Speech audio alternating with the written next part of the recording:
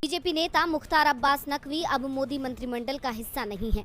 उम्मीद की जा रही थी कि बीजेपी उन्हें राज्यसभा भेज सकती है, लेकिन पार्टी ने ऐसा नहीं किया। उसके बाद उम्मीद थी कि पार्टी उन्हें लोकसभा उपचुनाव में आजमगढ़ से टिकट दे सकती है, लेकिन पार्टी ने ऐसा भी नहीं किया, जिसके बाद कार्यकाल पूरा होने पर नकवी को अपने पद से इस्तीफा देना पड़ा और अब मोदी मंत्रिमंडल में कोई मुस्लिम मंत्री नहीं है और नकवी को मंत्रिमंडल में जगह न मिलने से नकवी भी पार्टी से नाराज नजर आ रहे हैं और इस बात के संकेत मिले उनके हाल ही में आए एक बयान से।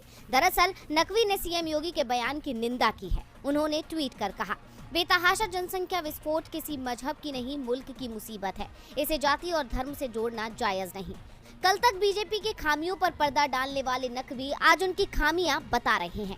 यानी साफ है, मंत्रिमंडल से बाहर होने के बाद नकवी के सुर बदल गए हैं, जो इस बात का संकेत है कि नकवी बीजेपी के उन्हें दरकिनार करने से आहत हुए हैं।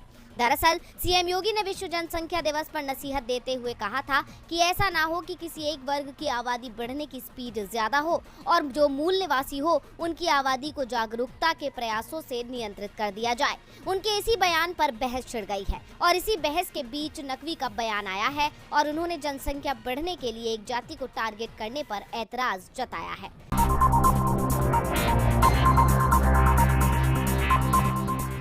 18 जुलाई को नए राष्ट्रपति के लिए वोट डाले जाएंगे और 21 जुलाई को ये साफ हो जाएगा कि राष्ट्रपति पद के लिए एनडीए की जीत हुई या विपक्ष की।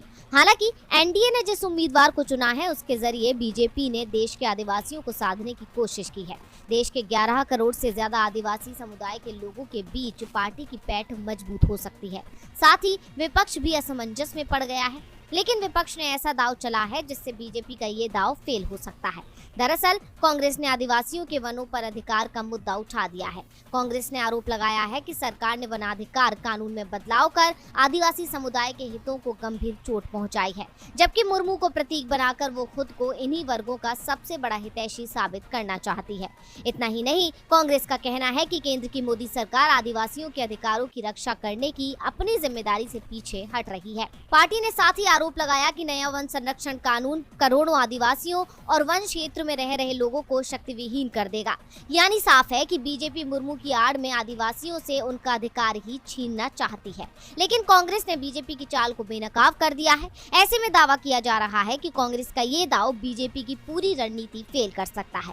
पहला तो जो भी दल आदिवासियों को साधने के चक्कर में एनडीए उम्मीदवार को समर्थन देने का मन बना रहे हैं, हो सकता है वो अपने फैसले पर पुनर्विचार करें, और दूसरा कि जिन आदिवासियों को साधने की कोशिश में बीजेपी लगी हुई है उसकी ये कोशिश फेल हो जाए। यानी राष्ट्रपति चुनाव से पहले कांग्रेस ने मास्टर स्ट्रोक चल दिया है।